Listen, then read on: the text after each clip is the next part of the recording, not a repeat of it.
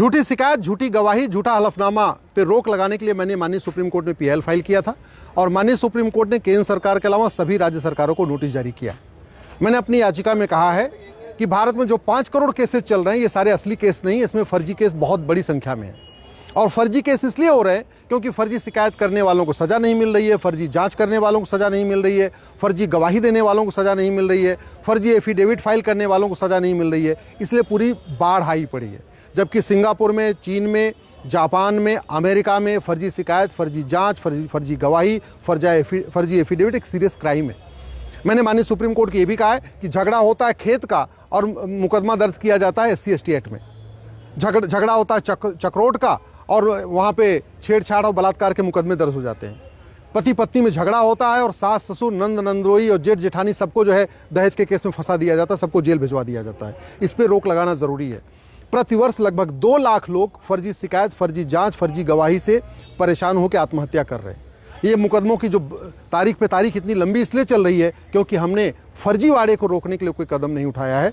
इसलिए सबसे पहले प्रत्येक पुलिस स्टेशन पे एक डिस्प्ले बोर्ड लगाया जाए। उस डिस्प्ले बोर्ड में बहुत साफ साफ लिखा होना चाहिए, फर्जी शिकायत करना गंभीर अपराध है, पकड़े जाने पे 5 साल की सज़ा होगी। फर्जी जांच करना अपराध है, उसमें 5 साल की सज़ा है। फर्जी गवाही देना भी अपराध है, 5 साल की सज़ा है। फर्जी एफिडेविट फाइल करना भी सज़ा है, उसमें भी 5 साल की सज़ा है। ऐसा डिस्प्ले बोर्ड प्रत्येक थाने में लगाया जाए, तहसील में लगाया जाए, कचहरी में लगाया जाए, हाई कोर्ट के कैंपस में लगाया जाए। ऐसा जो फर्जी के खिलाफ जो अपराध है, जो फर्जीवाड़े के खिलाफ धाराएं हैं, इसके बारे में प्रत्येक कॉलेज में, प्रत्येक यूनिवर्सिटी कैंपस में भी इसका डिस्प्ले बोर्ड लगाया, जिससे सबको पता रहे, लोग फर्जी केस करने से डरे। दूसरा, मैंने इसमें सजेशन ये दिया है कि जहाँ पे भी कोई शिकायत करने आता है उससे अंडरटेकिंग लिया जाए। जैसे कोई थाने पे अगर शिकायत करने आए तो एप्लीकेशन लिखता है, थाने सेवा में थानाध्यक्ष महोदय सो एंड सो अपनी शिकायत लिख देता है।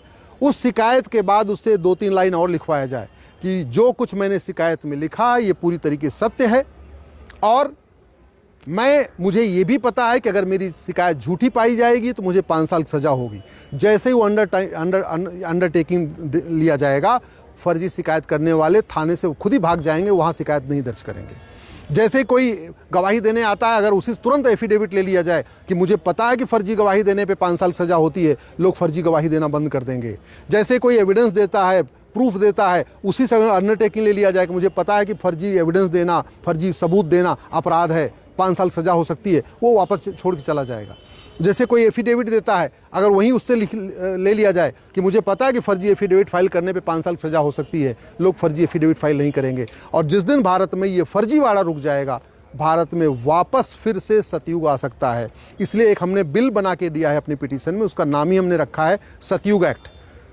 आज की डेट में सिंगापुर में सतयुग है, जापान में सतयुग है, दुनिया के कई देशों में सतयुग है। वहाँ फर्जी केस नहीं होते, फर्जी जांच नहीं होती, फर्जी गवाही नहीं होती, फर्जी एविडेंस नहीं दिए जाते। क्यों? क्योंकि वहाँ फर्जीवाड़ा करना अपराध भी है और फर्जीवाड़ा करने वालों को सज़ा भी मिलती है। हमारे देश में फर्जीवाड़ा करना अपराध तो है लेकिन सज़ाई नहीं मिल रही है। इसलिए जो ये चैप्टर 14 है BNS का, जिसमें फर्जीवाड़ा करने पे अपराध है, उसी को ही हमने इम्प्लीमेंट कराने के लिए माननीय सुप्रीम कोर्ट ने पीआईएल फाइल किया है।